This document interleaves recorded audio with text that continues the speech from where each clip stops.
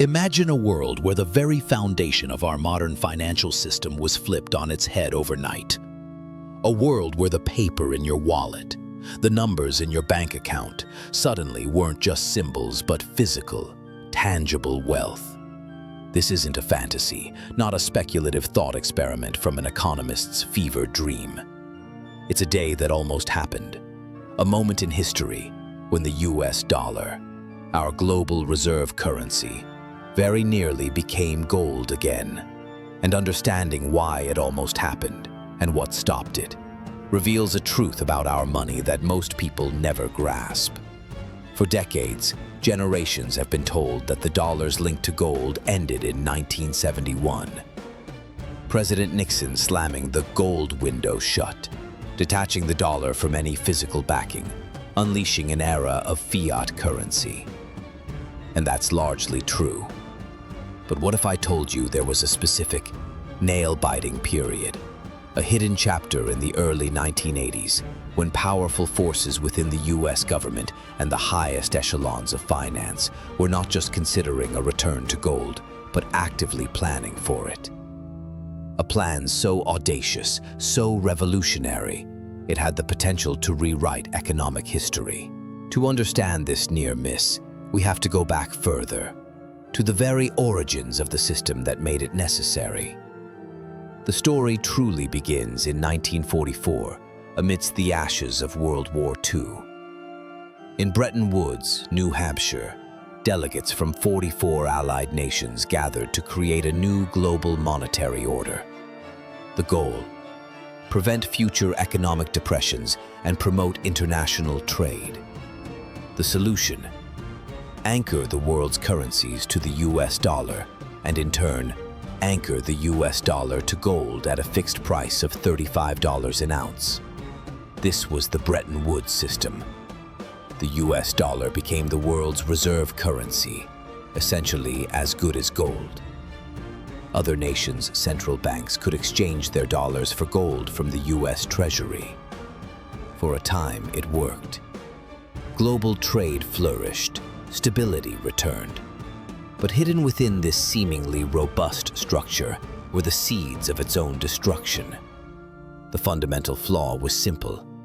As global trade expanded, and as the US printed more dollars to fund its burgeoning domestic programs and overseas military interventions, particularly the Vietnam War, the number of dollars held by foreign nations began to vastly exceed the US's gold reserves. It was a classic fractional reserve system on an international scale, but with gold as the ultimate constraint. Foreign central banks began to notice. They saw the US was issuing more dollars than it could redeem in gold. The implicit promise was becoming explicitly impossible. This created a profound lack of trust, a quiet panic among international creditors. The chickens began to come home to roost in the late 1960s. France, under President Charles de Gaulle, was among the first to call America's bluff. De Gaulle, suspicious of American economic dominance, began systematically converting France's dollar holdings into gold, famously sending a French destroyer to pick up bullion from New York. Other nations, seeing France's move, followed suit.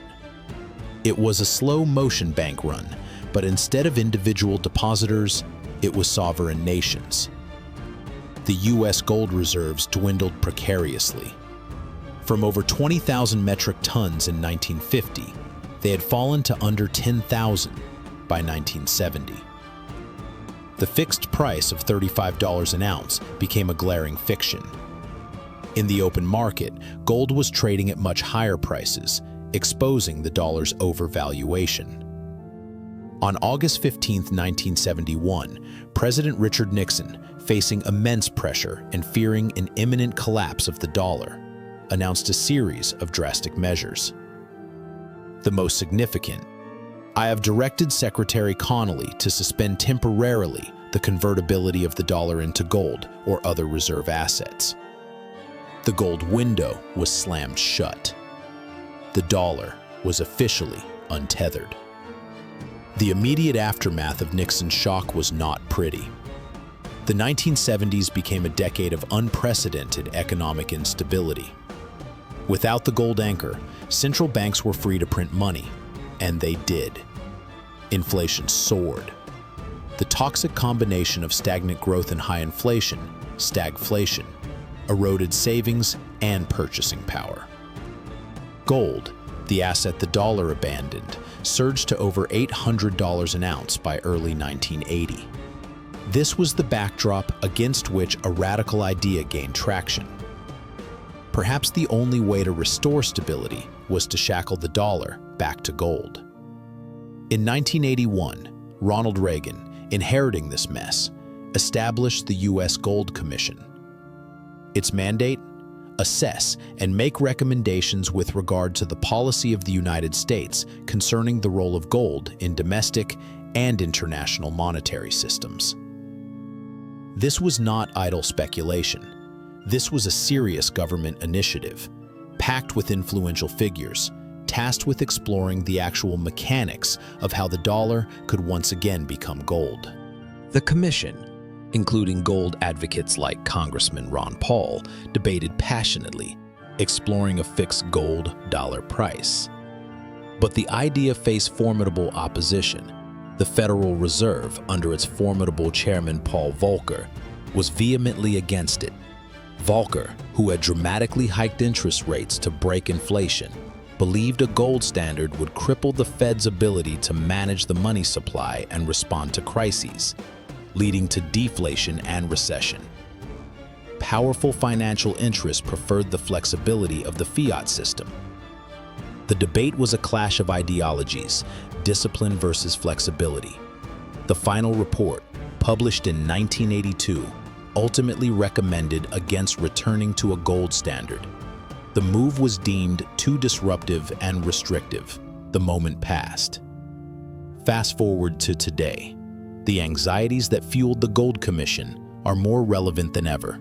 Our soaring national debt now exceeds $34 trillion, a debt only possible because of the unconstrained ability to print money. We've seen a recent surge in inflation, eroding trust in the financial system, and the explosive growth of alternatives like Bitcoin, with its fixed supply, is often framed as a digital answer to gold, a direct response to the perceived flaws of fiat money. The patterns are repeating. When governments are unconstrained, they tend to spend. When central banks are unchecked, they tend to expand the money supply. What can we learn from the day the dollar almost became gold again? Money is a social construct. The dollar's value is based on trust. When that trust erodes, the system becomes vulnerable. Discipline versus flexibility. Monetary policy is a constant tug-of-war between the rigid discipline of a hard asset and the flexible management of fiat currency. History rhymes. The anxieties of the 1970s are echoing in our present. Understanding these historical cycles is crucial. The question remains, what truly gives our money its value, and how long will we trust a system without an anchor? Subscribe for more deep dives into economic history and the future of finance. Let us know your thoughts in the comments below. Do you think the dollar should ever return to a gold standard or a similar asset-backed system?